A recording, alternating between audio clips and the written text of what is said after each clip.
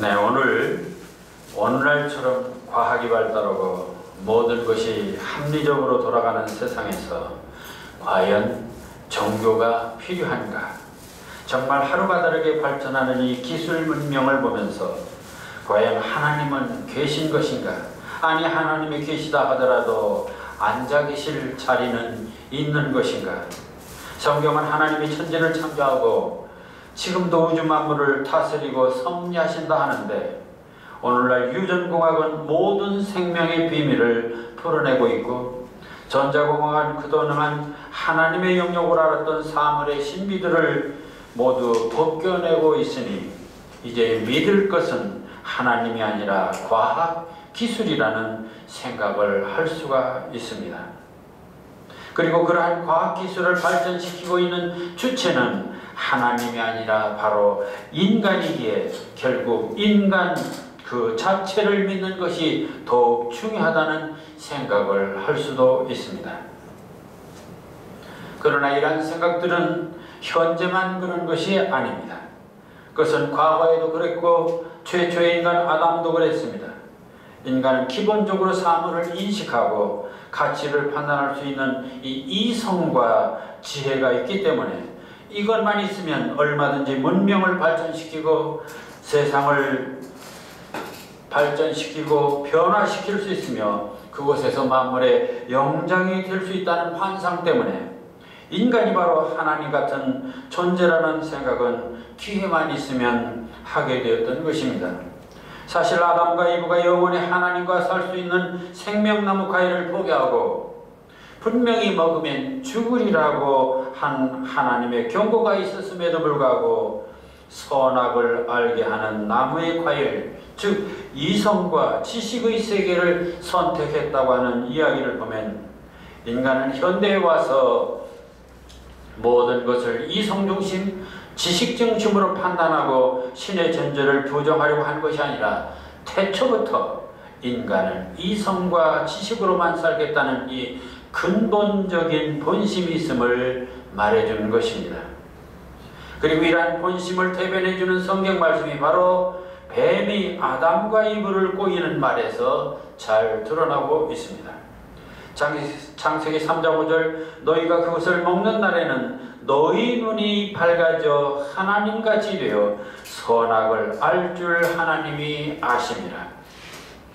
아담과 이브가 왜 선악과를 따먹었는가? 왜 인간은 선악을 구별할 수 있는 이 이성과 지식을 선택했는가? 그 이유는 바로 눈이 밝아지고 지식과 기술과 지혜와 영적인 해안까지 가지게 되고, 그래서 인간은 하나님과 동등한 능력과 지위를 누릴 수 있다는 이 유혹 때문이었습니다. 사실 인간이 선악과를 먹어서 눈이 밝아지고 하나님같이 된다면야 에덴 동산에 하나님 밑에 있을 이유가 없는 것입니다. 그래서 아담과 이브는 선악과를 선택했고, 이러한 유혹의 욕망은 그때나 지금이나 유물론자들이나 이성주의자들이나 인간중심주의자들, 그리고 과학기술과 물질을 하나님같이 생각하는 모든 인간들의 공통된 생각이기도 합니다. 그래서 최근 우리 사회에서 종교에 대한 비판은 물론 특히 기독교에 대한 비판과 도전이 급증하고 있습니다. 그 중에 가장 일반적인 것이 종교란 애당초 신에 의해서 출발한 것이 아니라 종교도 인간의 머리로 만들어 놓은 문화일 뿐이라는 것입니다. 그렇기 때문에 신도 인간이 설정한 가공적인 존재라는 사고 방식입니다. 따라서 기독교도 인간이 만들어 놓은 그런 종교 중에 하나일 뿐이라는 얘기입니다. 이를 뒷받침하는 사상이 바로 근대 합리주의, 이성중심주의 사상입니다. 이성중심주의 철학자 데카르트는 나는 생각한다, 고로 나는 존재한다. 인간이 믿을 수 있는 가장 확실한 것은 인간의 이성이라는 것입니다.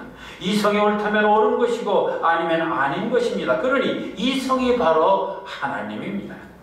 철학자 헤겔은 인간에게 이성이란 확실한 잣대가 있기 때문에 매사에 정반합의 변증법을 거쳐 역사는 계속 개선되고 발전되고 진보되어 마침내 인간의 힘으로 하늘나라를 건설할 수 있다고 했습니다. 따라서 그에게도 이성이 바로 하나님입니다.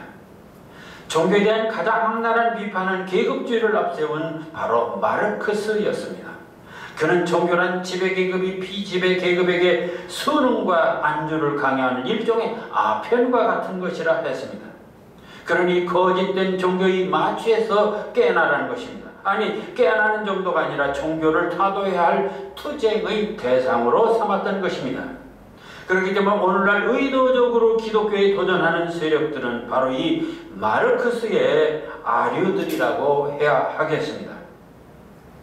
그런가 하면 니체 같은 철학자는 신이란 인간들이 세워놓은 이 절대 진리, 절대 도덕을 말하는 것인데, 문제는 이 절대 진리, 절대 도덕이 근대에 와서 모두 무너지게 되었다. 그러니 신은 죽은 것이라고 말하고 있습니다. 더구나 기독교는 이 절대적인 진리와 도덕으로 인간을 나약하게 만들었다. 그러니 이젠 인간이 하나님 같은 아주 초인이 되어서 도덕의 주인이 되고 진리의 주인이 되어야 한다는 것입니다. 최근에는 기독교 신학에서조차 사신신학, 죽은 신의 신학이라는 용어를 쓰기도 합니다. 이들은 하나님의 초월적인 능력을 인정하지 않고 오직 역사적인 인물 예수만을 인정하겠다는 것입니다.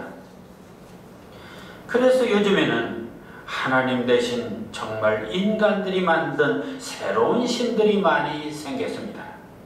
물질이 신이고 자본이 신이고 과학이 신이고 기술이 신이고 이성이 신이고 지식이 신이고 학벌이 신이고 권력이 신이고 계급이 신이고 인간이 바로 신으로 둔갑하고 있는 것입니다.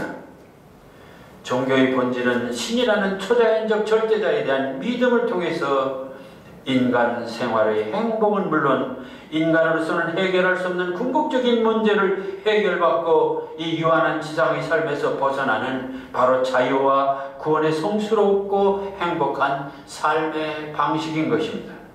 사실 아담 이후 인간들이 선택한 인간의 이성이나 지식이나 물질이나 기술로 모든 것을 해결할 수 있었다면 정말 하나님도 종교도 필요가 없는 것입니다. 인간이 모두 하나님같이 되었는데 무슨 종교가 필요하겠습니까? 고고학자들의 말을 빌리면 인류의 기원은 약 100만 년 이상이라고 말하고 있습니다. 그렇다면 선악과를 먹고 바로 이 이성과 지식과 기술을 선택해서 살아온 세월이 바로 100만 년이 넘는다는 얘기입니다. 그쯤 되었으면 정말 진보하고 발전을 거듭한 인간들은 이제 정말 모두 하나님같이 되었어야만 하는 것입니다. 눈이 밝아져서 하나님같이 된 자가 있어야 되는 것입니다. 그러나 100만 년이 지난 오늘날 단 한 사람도 하나님같이 눈이 밝아지고 지어오른 사람이 단 한 사람도 없는 것은 웬일입니까?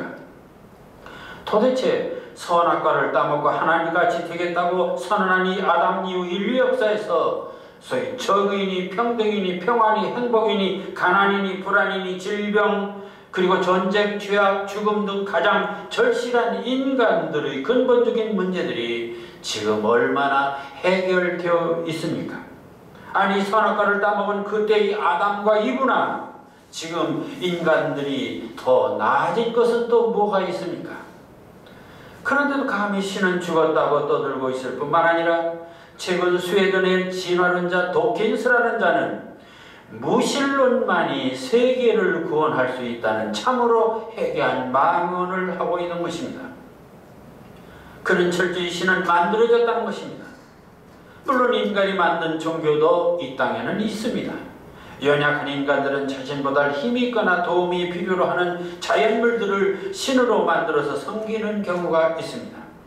태양신이나 바다신이나 대지신 또는 동물의 신, 나무의 신들은 모두 인간들의 필요에 의해서 만들어진 인조의 신들입니다. 이러한 신들의 기능은 인간들의 기륭화복에 대한 욕망을 해결해 줄 것으로 믿는 이 기복신앙의 우상에 불과한 것입니다. 그러나 우주의 시작과 끝은 어디일까? 천지만물은 어떻게 창조되었으며 인간의 근본은 무엇인가? 죄악은 무엇이며 죽음은 무엇이며 그리고 사회의 세계는 무엇인가? 이러한 근본 문제는 인간의 이성이나 지식이나 과학으로 해결할 수도 없거니와 해결할 영역도 아닌 것입니다. 왜냐하면 그런 문제는 인간의 이성적 사고나 능력을 벗어난 영역, 바로 초월적인 영역이기 때문입니다. 이 초월적인 영역을 우리는 신의 영역, 하나님의 영역이라고 말합니다. 따라서 이 초월적인 영역, 바로 신의 영역을 인정할 것인가 인정하지 않을 것인가에 따라 유실론이냐 무실론이냐 하는 세계관에 갈라지게 됩니다. 무실론자들은 이 초월의 영역, 바로 신의 영역, 신의 존재를 부정합니다. 인간이 가장 신뢰하고 있는 이성이나 과학으로 증명되지 않기 때문이라는 것입니다. 네, 이성의 잣대로는 증명되지 않습니다. 그러나 뱁새가 어찌 황새의 뜻을 알며 참새가 어찌 대중의 뜻을 알겠습니까? 인간의 그 얄팍한 지식으로 초월의 영역, 하나님의 영역을 어찌 알 수가 있겠습니까? 그렇다면 인간의 이성적 한계를 벗어난 이 초월적인 영역을 어떻게 인간이 인정하고 믿을 수 있다는 것입니까? 그것은 인간의 이성적 판단으로는 아는 것이 아니라 바로 초월적인 영역에 있는 하나님이 인간에게로 다가와서 우리들의 삶과 역사 속에서 활동하심을 온몸으로 느끼고 경험함으로써만 알 수 있는 것입니다. 따라서 하나님은 인간의 지식이나 기술로 만들어진 인공의 존재가 아니라 태초부터 계셔서 우주 만물을 창조하시고 인간을 창조하시고 섭리하시며 그러한 사역을 우리에게 나타나 보여주시기 때문에 우리가 그 존재를 온몸으로 경험하고 알게 되고 그를 믿고 신뢰하게 되는 것입니다. 그렇다면 이성주의자들은 또 그렇게 말할 것입니다. 경험적인 것도 진리일 수 있는가? 그리고 그것이 사실일 수 있는가라고 반문할 수 있습니다. 그렇습니다. 느낌이나 경험도 진리이고 진실이 됩니다. 그래서 서양 철학에서는 진리를 아는 방법에는 이성주의와 경험주의를 말합니다. 이성주의는 진리나 진실이 오직 이성의 판단으로만 알 수 있다 했지만 경험주의는 진리나 진실은 감각적 경험을 통해서 알 수 있다는 것입니다. 그런데도 사람들은 아직도 진리는 하나밖에 없고 그것은 아는 방법은 오직 이성적인 판단만으로 알 수 있다고 생각하는 착각을 하고 있습니다. 그런데 현대 와서는 과학자들조차 사물을 보는 관점, 즉 패러다임에 따라서 진리는 여러 모습으로 나타난다는 것을 증명하고 있습니다. 예컨대 빛의 경우 이를 물리학적 패러다임으로 보면 파장이 되지만 화학적 패러다임으로 보면 입자라는 것입니다. 그리고 그 두 대답은 다 맞는 정답이 된다는 것입니다. 이는 이성적으로 과학적으로 판단되고 증명되어야만 진리고 진실인 것이 아니라 감성적이고 경험적인 것에도 진리가 있고 진실이 있다는 말이 됩니다. 전범근 시인의 시에 이런 시가 있습니다. 이 창가에서 들어요. 둘이서 만난 오붓한 자리 빵에는 잼을 바르지요. 아니에요. 우리가 둘이서 빵에 바르는 이 잼은 잼이 아니라 과수원이에요. 우리는 과수원 하나씩을 빵에 얹어 먹어요. 여러분 아침에 빵에 잼을 발라 드리면서 어떤 생각을 하십니까? 이성적으로만 사는 사람은 빵을 보고 이게 현미빵인가 옥수수빵인가 잼은 포도잼인가 딸기잼인가를 생각하면서 빵 한 조각으로 아침을 때우고는 출근을 서두르거나 하루 일과를 골몰할 것입니다. 그런데 시인 전범근의 식사법은 다릅니다. 비록 빵 한쪽 잼을 발라 먹더라도 부부가 창가에 다정히 앉아 빵에 잼을 발라 먹는데 이들은 엉뚱하게도 빵에 잼을 발라 먹는 것이 아니라 과수원 하나씩을 얹어 먹는다 했습니다. 이성적으로 생각하면 잼이란 과일을 설탕에 졸인 식품일 뿐입니다. 그리고 그러한 인식은 이성적으로 맞는 말입니다. 그러나 잼을 과손이라고 말하는 이 시인의 표현도 감성적인 관점, 시적인 패러다임으로는 너무나 진실한 말입니다. 여기서 우리는 이성적 판단에만 진실이 있는 것이 아니라 상상적 판단에도 진실이 있으며 더욱 놀라운 것은 오히려 이성적인 진실보다 시적인 상상의 진실이 훨씬 삶을 아름답고 풍요롭게 하고 있음을 보게 되는 것입니다. 따라서 기독교란 종교를 이해하는 데는 먼저 진리나 진실을 인식하는 길은 이성적 판단에만 있는 것이 아니라 경험적인 사실에도 있고 감성적 느낌에도 있고 보는 관점, 즉 사물을 보는 패러다임에 따라서 다양하다는 사실입니다. 세상에는 하나의 답만 있는 것이 아니라 푸는 방법에 따라 여러 가지 답이 있다는 사실을 알아야 합니다. 이처럼 진리나 진실을 인식하는 방법이 다양함을 과학이 증명하고 있는데도 아직도 신의 문제나 초월적인 존재의 문제를 이성이나 과학의 잣대로 설명하겠다는 사람들이 있다면 이는 바로 시대착오적인 그러한 무지가 아닐 수 없는 것입니다. 앞서 말씀드렸듯이 기독교에서 여호와 하나님은 그리고 기독교의 진리는 인간이 만든 이성의 산물이 아니라 태초부터 계셔서 우주 만물과 인간 삶 속에 끊임없이 역사하고 계시고 섭리하심을 그분 스스로가 나타나 보이시기에 우리는 체험적으로 경험함으로써 알게 되는 진리입니다. 이렇게 하나님이 우리에게 나타나심을 신학적으로는 신의 현현 또는 성현, 이 데오펜이라고 말하게 됩니다. 기독교의 성경 66권이란 그런 무엇인가? 그것은 하나님이 우리에게 나타나셔서 역사하신 사실 체험을 기록한 책입니다. 우상 장사를 하던 아브라함에게 어느 날 하나님이 나타나셔서 창세기 12장 1절 2절 여호와께서 아브라함에게 이르시되 너는 너의 고향과 친척과 아버지 집을 떠나 내가 너에게 보여줄 땅으로 가라. 내가 너로 큰 민족을 이루고 내게 복을 줘 내 이름을 창대케 하리니. 하나님은 이렇게 일방적으로 아브라함에게, 야곱에게, 모세에게, 이스라엘 민족에게 나타나셔서 그의 뜻을 시행하셨고 마침내는 인자로 나타나시어 인간 구속의 대업을 구체적으로 실천하신 것입니다. 요한복음 1장 14절 말씀이 육신이 되어 우리 가운데 거하심에 우리가 그의 영광을 보니 아버지의 독생자의 영광이요 은혜와 진리가 충만하더라. 말씀이신 하나님이 인간이 되시어 말하자면 볼 수 없는 하나님이 우리가 느낄 수 있는 인간으로 현현하시어 우리가 직접 보고 그의 영광을 느끼게 되었으며 은혜와 진리가 충만하게 되었다는 것입니다.